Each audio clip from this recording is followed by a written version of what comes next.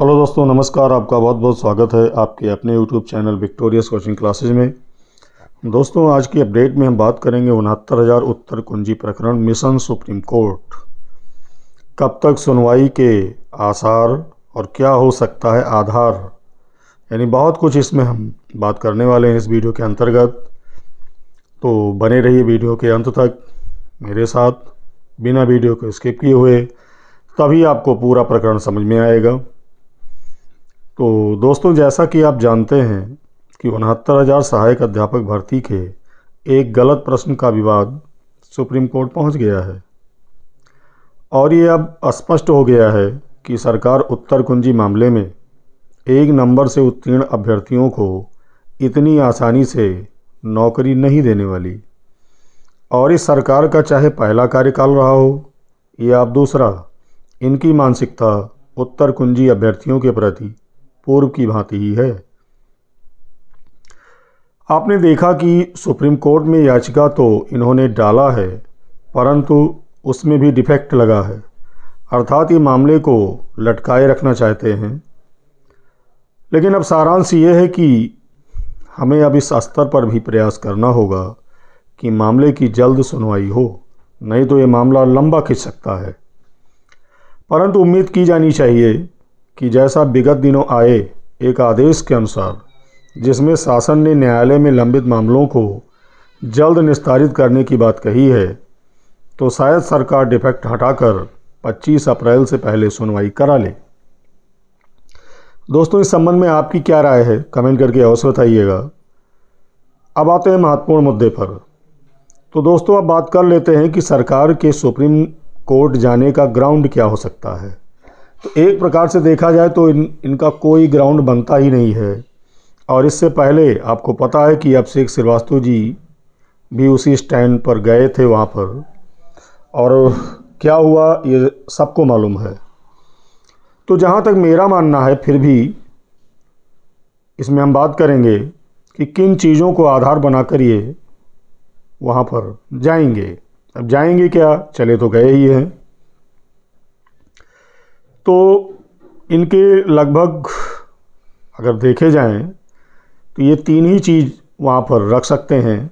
Number 1, Ranvijay order के आधार पर, जिसमें यह स्पष्ट रूप से कहा गया है कि यदि किसी प्रश्न के 2 विकल्प गलत अर्थात संदेहास्पद हैं तो उसका लाभ परीक्षा संस्था को दिया जाएगा, और यदि चारों विकल्प गलत हैं तो कोर्ट को अपने विवेकानुसार निर्णय अर्थात नंबर बढ़ाने का अधिकार होगा।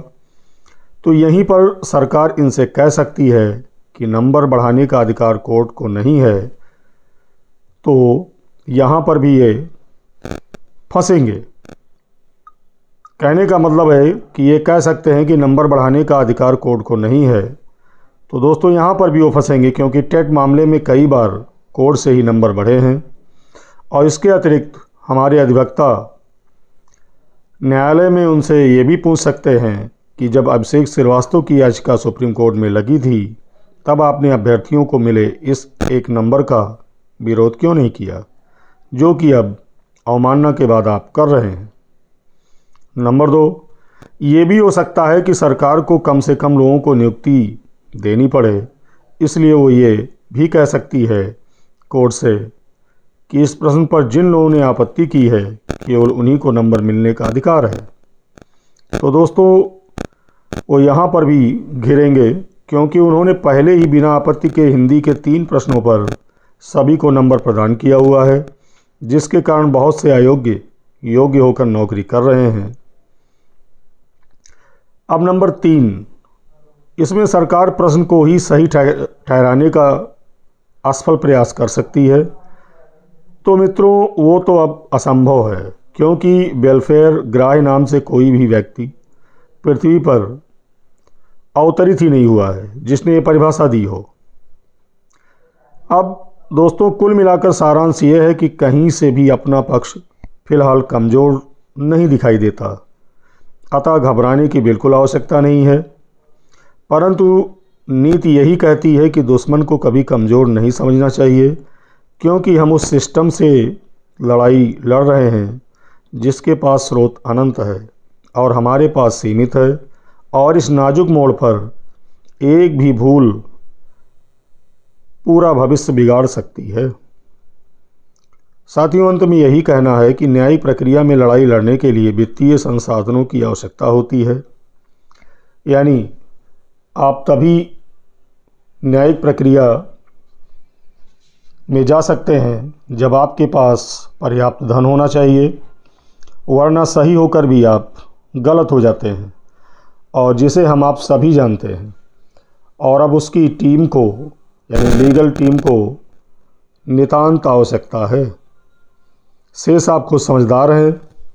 तो दोस्तों, इस वीडियो से कोई जानकारी आपको मिली हो और वीडियो में सही विश्लेषण किया गया हो, इससे सहमत हो और आगे भी चाहते हैं कि रियल, ऑथेंटिक और सही अपडेट आपको मिलती रहे, तो चैनल को सब्सक्राइब कर लीजिए, वीडियो को लाइक कर दीजिए और मिलते हैं एक नई अपडेट के साथ एक नए वीडियो में। तब तक के लिए बहुत बहुत धन्यवाद।